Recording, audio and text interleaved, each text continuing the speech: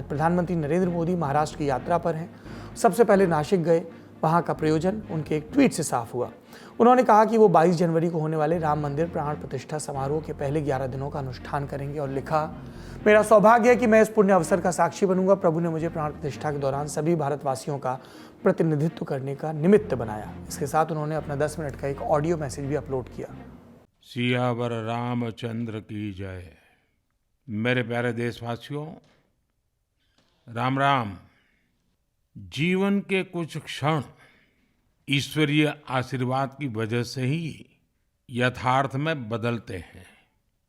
आज हम सभी भारतीयों के लिए, दुनिया भर में फैले राम भक्तों के लिए ऐसा ही पवित्र अवसर है, जिस स्वप्न को अनेकों पीढ़ियों ने वर्षों तक एक संकल्प की तरह अपने हृदय में जिया। मुझे उसकी सिद्धि के समय उपस्थित होने का सौभाग्य मिला है।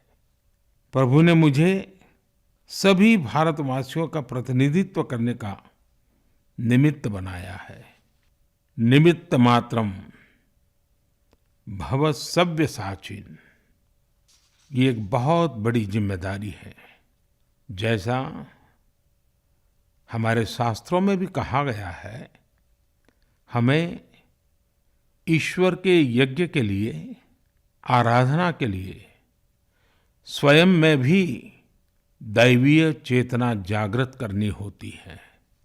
इसके लिए शास्त्रों में व्रत और कठोर नियम बताए गए हैं, जिन्हें प्राण प्रतिष्ठा से पहले पालन करना होता है।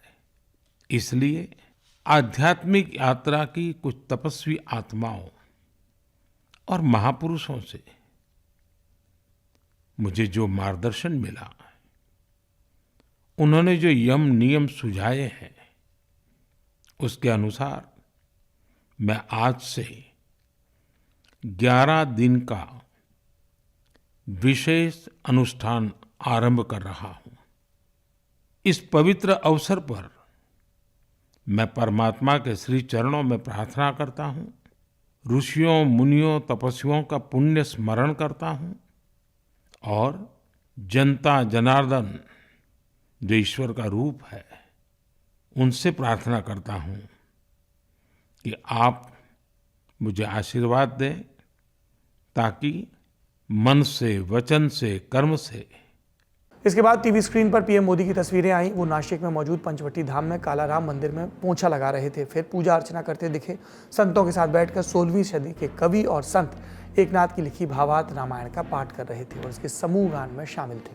आपको पता है पंचवटी धाम और कालाराम मंदिर की कहानी। पंचवटी का मतलब वो क्षेत्र जहाँ बरगद के, वट के पंच वृक्ष हो, 5 पेड़ों से घिरा हो।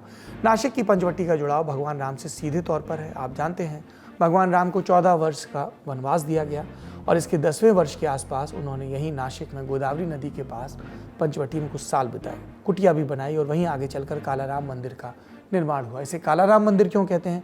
क्योंकि यहाँ भगवान राम की प्रतिमा काले रंग की है। कहानी ये कि साल 1788 के आसपास नासिक के रहने वाले सरदार रंगाराव ओढ़ेकर को सपना आया कि भगवान राम की एक मूर्ति गोदावरी नदी में पड़ी है, इसका रंग काला है। खुदाई शुरू हुई, कुछ वक्त में उन्हें मूर्ति मिली और इसके साथ ही उन्होंने इस मंदिर की नींव रखी, जिसका नाम पड़ा कालाराम मंदिर। पीएम मोदी ने अपने साधना अनुष्ठान के लिए मंदिर क्यों चुना, इसका महत्व क्या है, ये सवाल हमने स्थानीय पत्रकारों से पूछा। कालाराम मंदिर है, ये नासिक में स्थित है। 1700 में इस मंदिर का निर्माण किया गया था और उस समय 23 लाख रुपए का ये खर्चा हुआ था और लगभग 40 से 45 साल का समय लग गया था इस मंदिर को बनाने में। इसके पहले एक छोटा सा मंदिर जरूर था वहां पे, लेकिन मुगलों ने उसको डिस्ट्रॉय किया था, जैसा कि वहां के महंत बता रहे थे। अब देखिए, ये जो मंदिर है, इसमें भगवान श्री राम की जो मूर्ति है वो पूरी तरीके से काले रंग की है।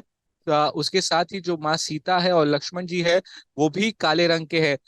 इस मूर्ति की अगर जो भगवान श्री राम की बात करें तो उनके पास धनुष और बाण नहीं है। इसमें उन्होंने एक हाथ अपने छाती पर रखा है और दूसरे हाथ से वो आशीर्वाद दे रहे हैं। जो बात हमने मंदिर के मेन महंत पुजारी से बात की, उनका ये कहना है कि दरअसल जब वनवास में समय बिता रहे थे प्रभु श्री राम, तभी यहाँ पर 14,000 से ज्यादा जो राक्षस है उनका वध भगवान श्री राम ने सिर्फ 1.5 मिनट में कर दिया, और वो एक काल बन के राक्षसों पर टूट पड़े। इसीलिए कालाराम उनका नाम पड़ा गया। मंदिर की भी अगर जो बनावट करें तो बहुत ही अद्भुत और बहुत खूबसूरत मंदिर है, और इस तरीके से उसका कार्विंग किया गया है। खास तौर पे प्राइम मिनिस्टर नरेंद्र मोदी के विजिट की बात करें तो 30 मिनट तक वो मंदिर के अंदर थे। राम कथा भी उन्होंने सुनी, वहां पर राम कथा का आयोजन किया गया था। सबसे वो मिले, और उसके बाद वहां पे उन्होंने एक सफाई अभियान में भी हिस्सा लिया। अब इसके पॉलिटिकल मायने देखे तो देखिए, 10 दिन पहले यहाँ पर, जहां पर मतलब 22 तारीख को अयोध्या में भगवान श्री राम की प्राण प्रतिष्ठा की जाएगी, उसके 10 दिन पहले यहाँ पर आना एक बहुत इंपॉर्टेंट मैसेज है। सबसे पहला मैसेज अगर जो मैं बात करूं तो जब रोड शो शुरू हुआ तब वहां पर उस रोड शो के अंदर जो व्हीकल में जो ओपन जीप थी, उस व्हीकल के अंदर महाराष्ट्र के मुख्यमंत्री एकनाथ शिंदे थे, उनके साथ अजीत पवार थे और देवेंद्र फडणवीस थे। देखिए, 1-2 दिन पहले ही जो डिस्क्वालिफिकेशन की हियरिंग का जो जजमेंट आया है उसमें ये बताया गया है कि एकनाथ शिंदे की शिवसेना ही असल शिवसेना है। तो एक मैसेज कहीं ना कहीं प्राइम मिनिस्टर नरेंद्र मोदी देना चाहते थे कि जो महायुति की सरकार महाराष्ट्र में है वो बहुत मजबूती से आगे बढ़ी है। खैर, इसका चुनाव में कितना असर पड़ेगा वो बात की बात है, लेकिन जिस तरीके से राजनीतिक भूकंप हमने अक्सर महाराष्ट्र में देखा है, तो खुद prime minister Narendra Modi forefront पर खेलना चाहते हैं लोकसभा चुनाव के पहले।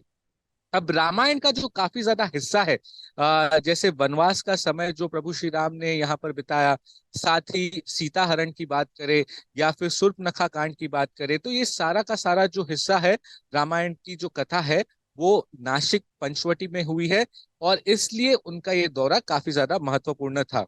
आज स्वामी विवेकानंद की जयंती भी है, तो इसके बाद प्रधानमंत्री मोदी गए विवेकानंद की प्रतिमा पर फूल अर्पित करने। उसके बाद उन्होंने नासिक में रोड शो किया और रवाना हुए मुंबई, और वहां उद्घाटन किया अटल सेतु का। 21.8 किलोमीटर लंबे और 6 लेन वाले इस पुल को देश का सबसे लंबा समुद्री पुल बताया गया। इसका शिलान्यास पीएम मोदी ने साल 2016 में किया था। एक सिरा शुरू होता है मुंबई से, फिर पूरा समंदर लांघते हुए नवी मुंबई तक जाता है। 1.5 घंटे की दूरी सिर्फ 20 मिनट में। सोचिए, इससे लोगों का समय कितना बचेगा, संसाधन बचेंगे, कनेक्टिविटी बढ़ेगी, बेहतर होगी, तो मुंबई के जो विस्तारित इलाके हैं वहाँ पर ज़्यादा विकास हो सकता है। इसे और समझने के लिए आपको हमारा एक्सप्लेनर शो आसान भाषा में देखना होगा।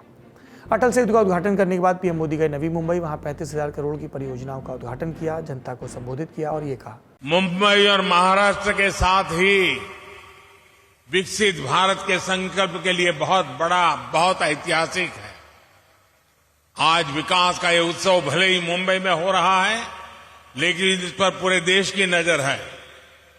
आज दुनिया के सबसे बड़े श्री ब्रिज में से एक ये विशाल अटल सेतु देश को मिला है। ये हमारे उस संकल्प का भी प्रमाण है कि भारत के विकास के लिए हम समंदर से भी टकरा सकते हैं, लहरों को भी चीर सकते हैं। आज का ये कार्यक्रम संकल्प से सिद्धि का भी प्रमाण है।